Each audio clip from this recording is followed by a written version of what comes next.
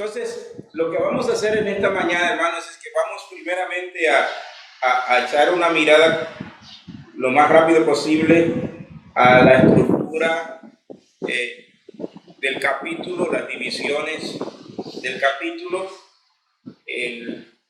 su tema principal y el pensamiento clave o el énfasis del capítulo.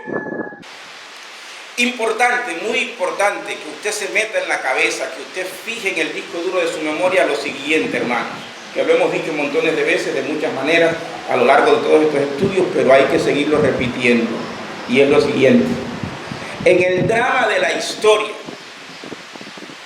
es inevitable que tengamos tiempos de conflicto, tiempos de tribulación, tiempos de aflicción, de pruebas. Eso es inevitable en el drama de la historia humana.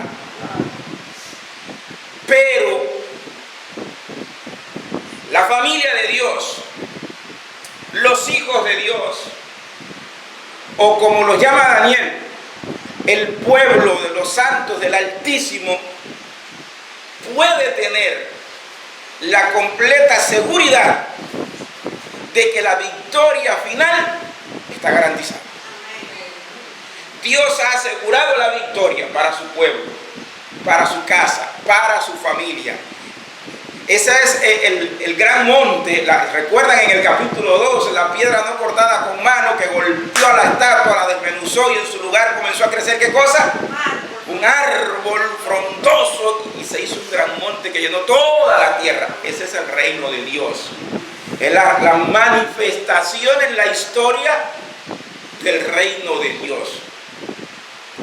Hay otras imágenes que usted va a ver de esa gran victoria, la vamos a ver en los próximos capítulos de Daniel. Pero eso es importante. Jesús lo dijo en Juan capítulo 16 a sus discípulos. En aquella última semana, la semana de la pasión, Jesús dijo a sus discípulos: en el mundo tendréis aflicciones, pero confiad, yo he vencido al mundo. Creo que es Juan 16, versículo 33, si no me traiciona la memoria. Pablo a los romanos les dice: sí, tenemos muchas aflicciones, padecemos mucho, pero antes en todas estas cosas, ¿qué somos? Somos más que vencedores por medio de aquel que nos amó. Juan en el libro de Apocalipsis o Revelación enfatiza también la gran victoria de Dios, de Jesucristo sobre los reinos de este mundo. Así que nuestra victoria es segura, nadie nos la puede arrebatar de la mano. Bendito sea el nombre de Jesús. Entonces eso es importante que lo tengamos en cuenta. ¿Aflicciones vendrán? Sí. ¿Tribulaciones? Sí. ¿Padecimientos? Sí. Los 3 jóvenes tuvieron que ir al horno de fuego, pero la victoria estaba garantizada. Daniel tuvo que ir al foso de los leones, sí, pero la victoria estaba segura. La victoria es segura, dice un himno muy antiguo, a las huestes de la fe. Es segura. Nadie puede arrebatarla de nuestra mano. Entonces, el capítulo 7 de Daniel podemos bosquejarlo en 4 puntos o 4 secciones. Número 1, sección 1, sería la introducción al capítulo, la visión de las 4 bestias. Ese es el capítulo 7. Entonces el versículo 1 nos provee una introducción. Dice: en el primer año de Belsasar, rey de Babilonia, tuvo Daniel un sueño y visiones de su cabeza mientras estaba en su lecho. Luego escribió el sueño y relató lo principal del asunto. Esa sería la introducción, de la cual vamos a hablar en el próximo estudio, Dios mediante. La segunda división o la segunda sección estaría desde los versículos 2 al 8, la visión de las 4 bestias, o también podríamos llamarla una visión nada alentadora. Una visión nada alentadora. Ese sería versículo 2 al versículo 8. Y en esta sección, del 2 al 8, hay otras pequeñas subdivisiones o puntos importantes. ¿Cuáles son? Versículo 2. Dice el texto: Daniel dijo: miraba yo en mi visión de noche, y he aquí que de los cuatro vientos del cielo, combatían en el gran mar. Fíjense, esa visión de las cuatro bestias, versículo 2 al 8, podemos decir, sin temor a equivocarnos, que hay dos visiones en una sola. Podemos separarla en dos, un dos en uno, para estudiarla mejor. Entonces, lo primero, verso 2, dice: Daniel dijo, miraba yo en mi visión de noche, y he aquí que los cuatro vientos del cielo combatían en el gran mar. Ahí nos vamos a detener también en su momento. La segunda parte de esa visión, versículo 3 al 8, tenemos cuatro bestias diferentes la una de la otra que suben del mar. Daniel ve en su visión cuatro bestias que suben del mar. Versículo 3 dice: y cuatro bestias grandes diferentes la una de la otra subían del mar. Entonces, ¿cuáles son esas cuatro bestias? Versículo 4: la primera era como león y tenía alas de águila. Dice el texto: yo estaba mirando hasta que sus alas fueron arrancadas y fue levantada del suelo y se puso enhiesta sobre los pies a manera de hombre, y le fue dado corazón de hombre. ¿Quién es la primera bestia? La primera bestia corresponde a la cabeza de oro en el sueño de Nabucodonosor. En otras palabras, el imperio babilónico. La segunda bestia, versículo 5: y he aquí otra segunda bestia semejante a un oso, la cual se alzaba de un costado más que del otro, y tenía en su boca 3 costillas entre los dientes. Y le fue dicho así: levántate, devora mucha carne. Ese es el versículo 5. La segunda bestia corresponde al segundo gran imperio, el imperio medo-persa. El pecho y vientre de plata y los brazos de plata en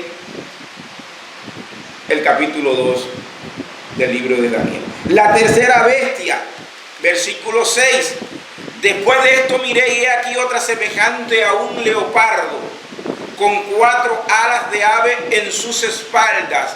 Tenía también esta bestia 4 cabezas, y le fue dado dominio. Este es el imperio greco-macedonio.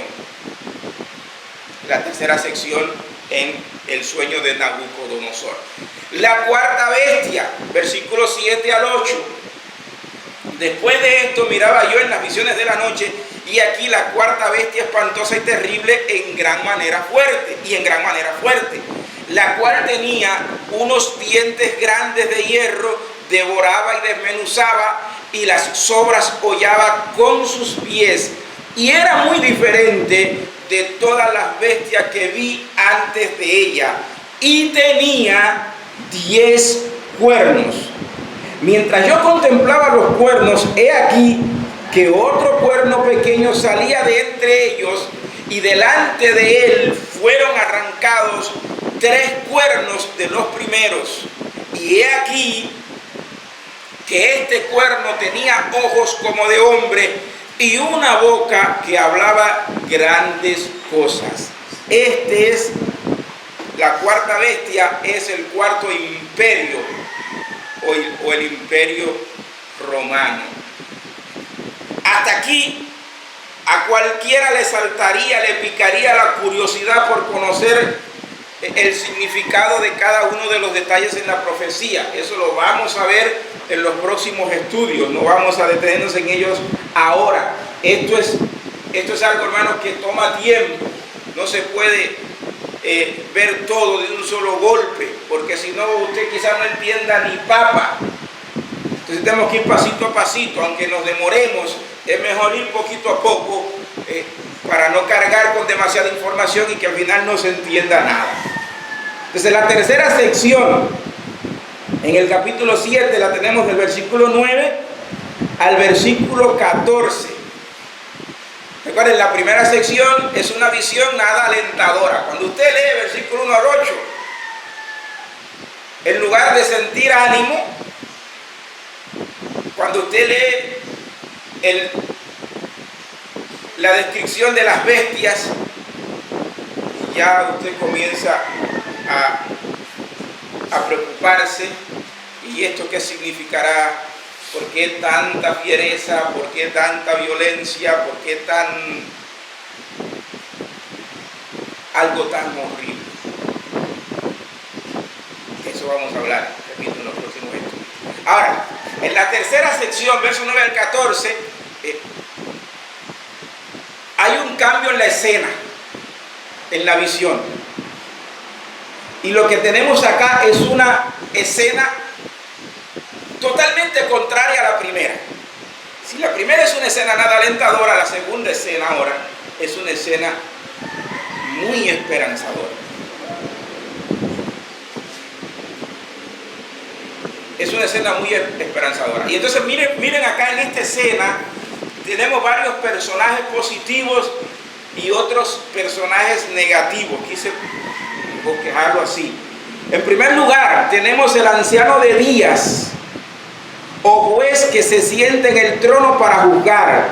Mírenlo en el versículo 9 y parte del versículo 10 dice: y se sentó un anciano de días cuyo vestido era blanco como la nieve y el pelo de su cabeza como lana limpia. Verso 9, y en el verso 10 usted lee de nuevo, dice: el juez se sentó. Así que en esta sección tercera lo que tenemos es algo así como el salón de un juzgado. Hay un juicio que se va a llevar a cabo. Lo que estamos viendo ahí es que eso, hay un juicio que se va a llevar a cabo ahí. Entonces está el anciano de días o juez que se va a sentar en el trono para juzgar, versos 9 y 10. Segundo, otra cosa que tenemos es el segundo personaje acá. Dice: el Hijo del Hombre que viene en las nubes del cielo. Y ya ese término, Hijo del Hombre, le resultará familiar a la mayoría de ustedes, porque hace mención a Jesucristo en el Nuevo Testamento. Él es el Hijo del Hombre. Versículo 13: y he aquí, con las nubes del cielo venía uno como un hijo de hombre. Ese es el siguiente personaje. Luego tenemos, dice el texto en el versículo 10, que hay millares que le sirven al anciano de días, al juez. Versículo 10: millares de millares le servían. Pero también encontramos a millones que asisten delante del anciano de días. Versículo 10: y millones de millones asistían también delante de él. Luego están los personajes negativos. ¿Quiénes son? Bueno, tenemos en primer lugar la bestia que es asesinada, versículo 11. Miraba hasta que mataron a la bestia. Segundo personaje negativo, el cuerno pequeño, verso 11. Yo entonces miraba a causa del sonido de las grandes palabras que hablaba el cuerno. Tercero, están las otras bestias. Verso 12. Y habían también quitado a las otras bestias su dominio, pero les había sido prolongada la vida hasta cierto tiempo. Esos son los tres personajes negativos que vemos en esa sección. Otros elementos que vamos a ver ahí son los siguientes. Se nos habla de los tronos. Versículo 9. Estuve mirando hasta que fueron puestos tronos. Así que no solamente estaba el trono del anciano de días, del juez que se sienta a juzgar. Hay otros tronos. Hay. Otro elemento importante, acá lo vemos en el versículo 9 también, y tiene que ver con el trono del anciano de días, del juez. Dice que de su trono llama de fuego salían de su trono, pero también tenía ruedas, y sus ruedas eran fuego ardiente. Así se describe el trono del anciano de días. Vamos a ver en su momento por qué llamas de fuego y ruedas de fuego ardiente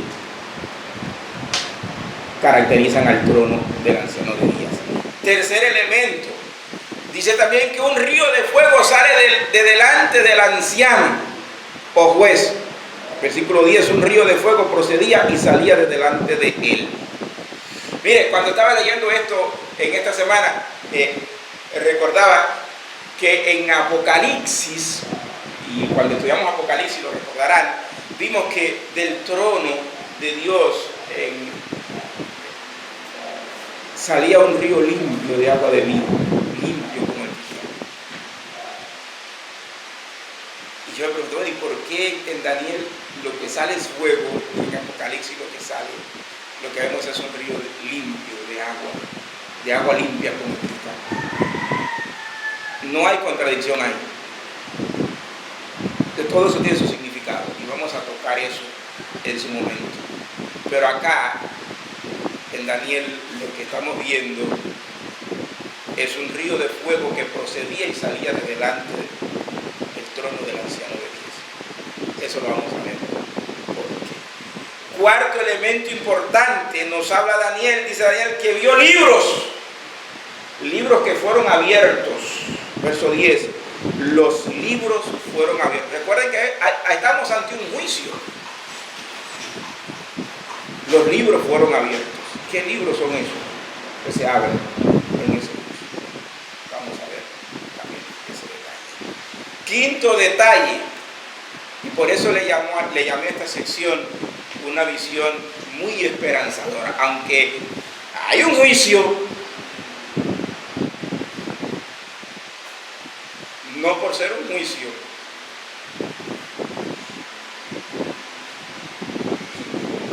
deja de ser esperanzador. Al contrario, es un juicio que contiene una nota de esperanza. ¿Pero esperanza para quién? Mire versículo 14. Y le fue dado dominio, gloria y reino, para que todos los pueblos, naciones y lenguas le sirvieran. ¿A quién le fue dado ese dominio?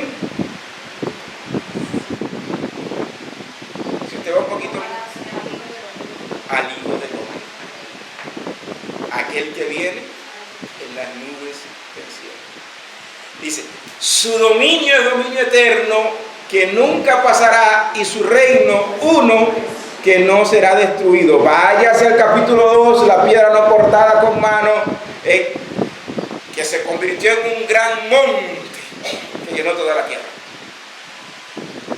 Esa es una visión esperanzadora. ¿Hay juicio? Sí, porque Dios no solamente es el soberano Señor del universo, sino que es el justo juez. Hay juicio, pero también es el fiel Salvador o el fiel cumplidor de su palabra. ¿Para quién? Para su pueblo escogido, para sus hijos. Ahí lo tenemos, verso 14. Esa es la cuarta sección, versículo 15 al 28. Tenemos los efectos de la palabra de Dios en la vida o en la persona de Daniel. Pero también tenemos en esta última sección cuál es la reacción de Daniel ante la revelación de Dios. Miren acá. Primero, el efecto de la palabra de Dios en la persona de Daniel, ¿cuál fue? Versículo 15. Se turbó el espíritu en mí, dice Daniel. Cuando vio todo aquello, se turbó, se preocupó. temor, preocupación, no sé cuántas sensaciones habrá experimentado Daniel, solo se nos dice que se turbó su espíritu dentro de él. Dice, en medio de mi cuerpo y las visiones de mi cabeza me asombraron. Ese es el efecto de la palabra de Dios en Daniel. Turbación y asombro. El primer efecto, la primera experiencia que está teniendo con la revelación de Dios, con la palabra de Dios es esa. Hay turbación y hay asombro. Dígame usted si a veces usted no se ha turbado cuando ha leído alguna palabra de Dios. Dígame si no se ha asombrado a veces con algo. ¿Cómo puede ser que esto esté aquí? Tantas veces he leído esto y nunca me había dado cuenta y ahora lo veo tan claro. Se asombra, pero otras veces se llena de miedo. Se turba, se preocupa, se espanta. Y las lágrimas le corren. Y se va sobre sus rodillas y ora a Dios y pide perdón por usted o por su familia.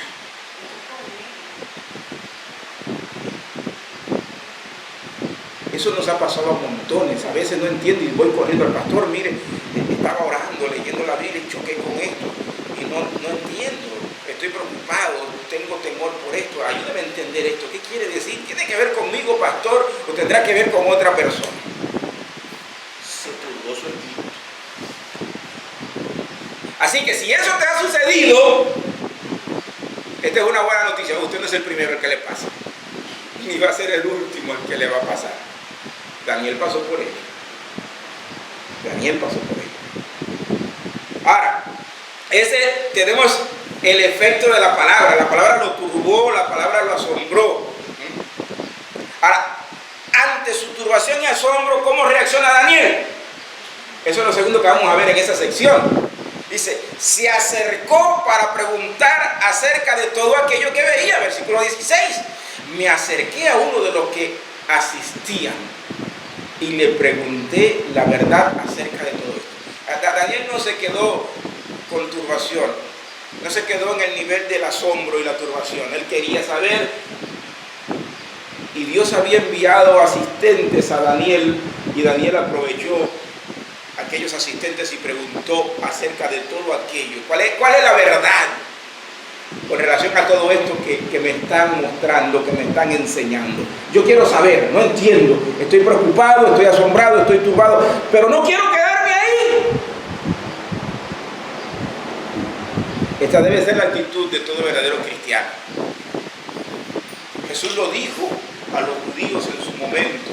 Juan 5:39, Jesús dijo, escudriñad las escrituras, porque a vosotros os parece que en ellas tenéis la vida eterna, mas ellas son las que dan testimonio ¿de quién? De mí. Hermanos, usted no tiene la Biblia para tenerla de adorno en un librero en su casa.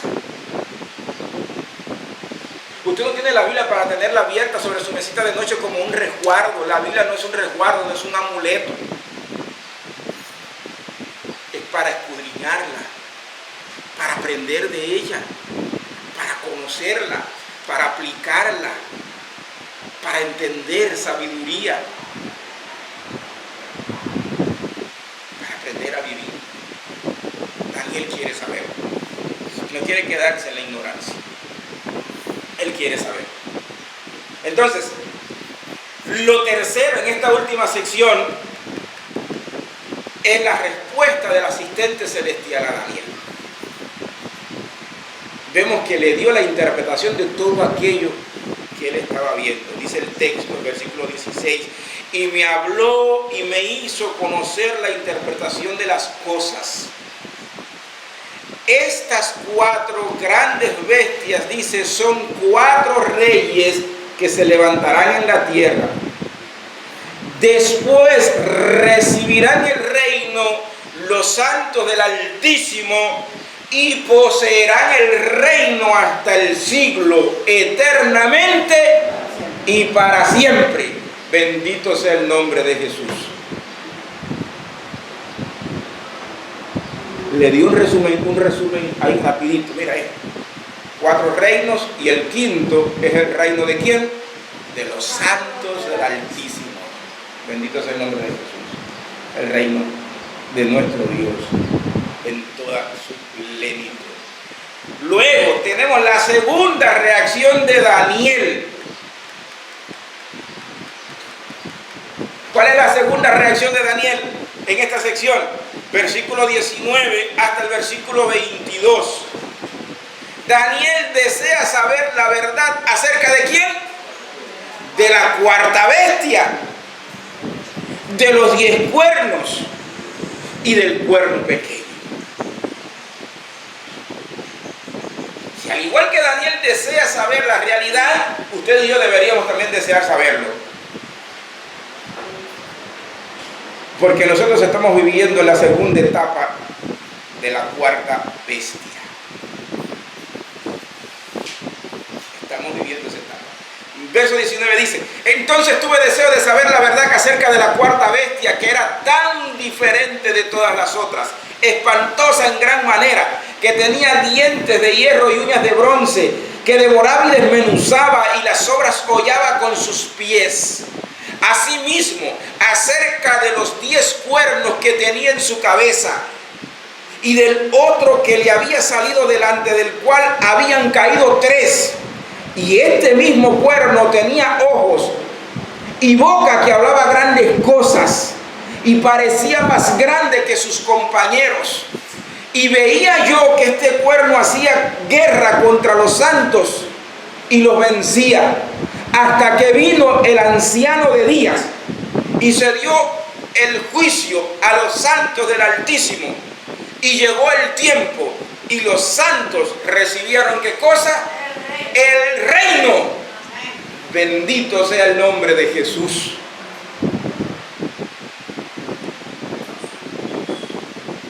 Finalmente, ¿qué tenemos en el capítulo 7?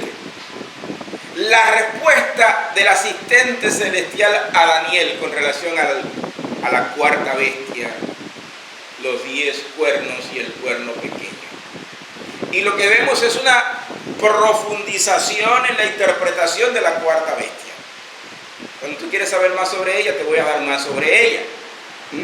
Y sobre todo lo que le rodea. Verso 23 en adelante hasta el versículo 27, ahí leemos: dijo así el asistente celestial: la cuarta bestia será un cuarto reino en la tierra, el cual será diferente de todos los otros reinos, y a toda la tierra devorará, trillará y despedazará.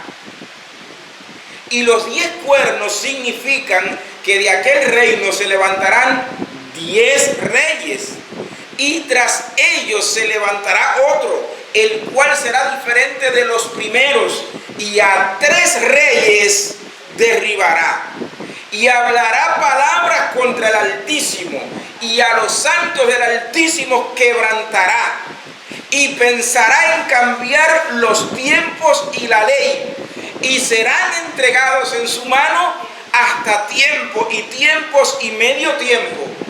Pero se sentará el juez y le quitará su dominio para que sea destruido y arruinado hasta el fin. Y que el reino y el dominio y la majestad de los reinos debajo de todo el cielo sea dado al pueblo de los santos del Altísimo, cuyo reino es reino eterno, y todos los dominios le servirán y obedecerán. Ustedes notan que 3 veces, por lo menos 3 veces en este capítulo se habla de la victoria de los santos del Altísimo. Recuerden que Daniel y su pueblo estaban viviendo en la esclavitud, eran prisioneros, esclavos en Babilonia y Medo-Persia. Cuando usted está bajo esclavitud, es difícil tener fe en tiempos de tribulación, hermanos, en tiempos de calamidad, en tiempos de escasez, cuando todo va de mal en peor, cuando parece que la luz al final del túnel nunca la vamos a ver, cuando vemos que a otros le va bien y a nosotros no nos va tan bien como quisiéramos, o como vemos que le va a otros, la fe se tambalea, la gente cuestiona a Dios. Por eso y por muchas cosas, Dios repite a su pueblo una y otra vez: yo soy el soberano Señor del universo. el justo juez y el fiel salvador y cumplidor de mis promesas para con mi pueblo. Y eso no lo perdamos de vista nunca. Miren, un avance sobre esta última parte en el capítulo 7, ya voy a terminar. A mí me alarmó mucho. Una de las cosas que más me alarmó desde que estoy leyendo a Daniel para enseñar es esto que se dice del cuerno pequeño aquí. Dice que hablará contra el Altísimo. Sí, el cuerno pequeño es el anticristo. Y eso lo veremos en su momento.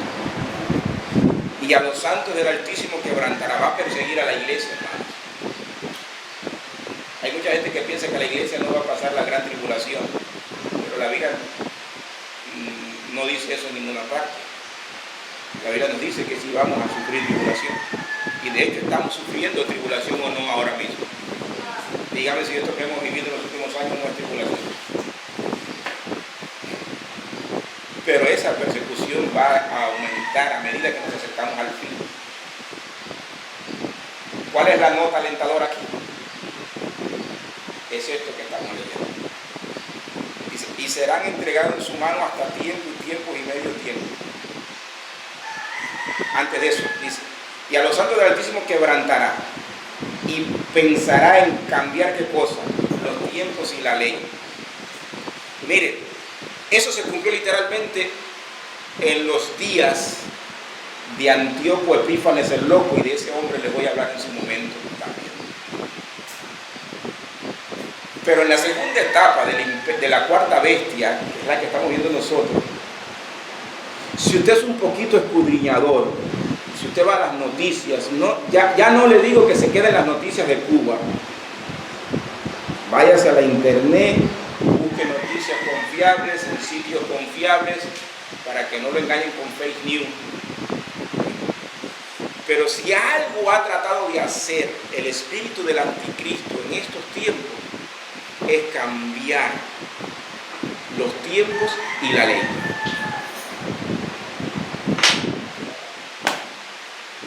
Quieren eliminar la palabra de Dios.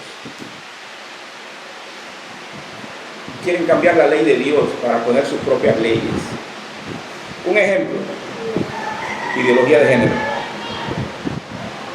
Ayer estaba viendo una entrevista, invitaron a Miguel Núñez a un programa, a un debate, también a Sugel Michelén a otro programa para un debate. Pero un periodista le pregunta a Miguel Núñez, bueno, ¿y qué hay de malo si yo me siento una mariposa y quiero ser una mariposa? Hoy en día la ciencia ha avanzado mucho, Miguel, le dice el periodista. Y si yo me voy a un médico y le digo, mira, yo quiero que tú me hagas una cirugía y me implantes un par de alas y me hagas una cirugía en mi cuerpo para dar la impresión de que soy una mariposa, ¿qué hay de malo en eso, Miguel? Miguel le dijo, bueno, eso podrías hacerlo, pero el punto es que la verdad no es algo que usted y yo definamos partiendo de nuestros sentimientos. Porque en última instancia, aunque el cirujano te pueda implantar un par de alas, te puede hacer una cirugía estética y darte la apariencia de una oruga, de una mariposa, tu genética dice todo lo contrario.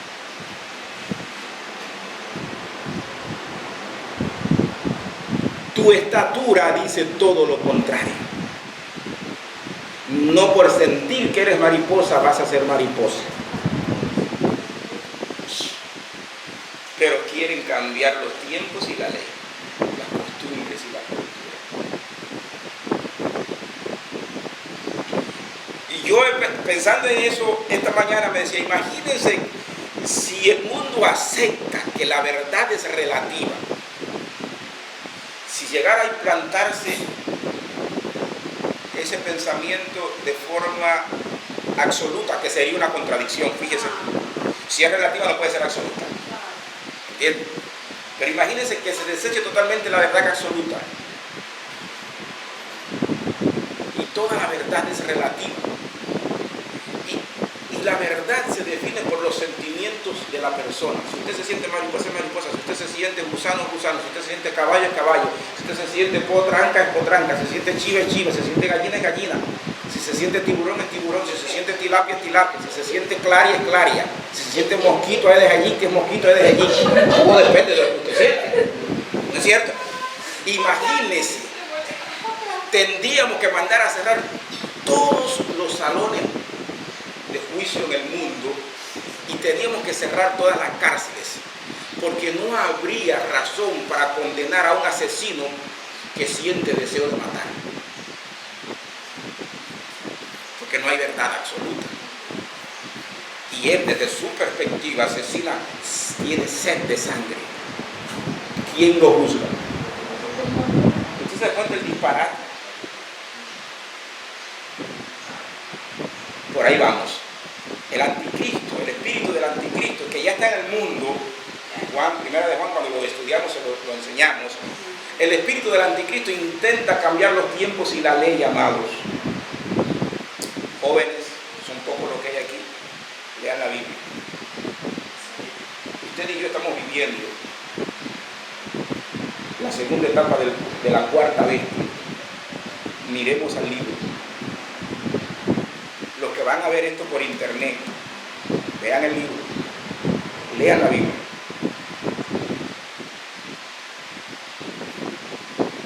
Son tiempos difíciles y a menos que nos aferremos a Jesucristo y a su palabra, ninguno de nosotros va a permanecer.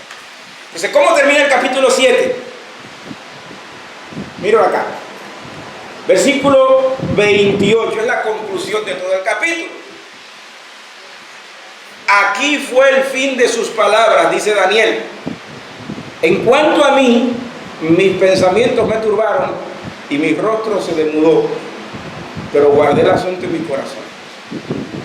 Mire, normalmente estamos adaptados a que cada vez que leemos la palabra de Dios y analizamos un tema, terminemos en alta, con una gran promesa de victoria y de bendición, y de hecho aquí está, pero no está al final del capítulo,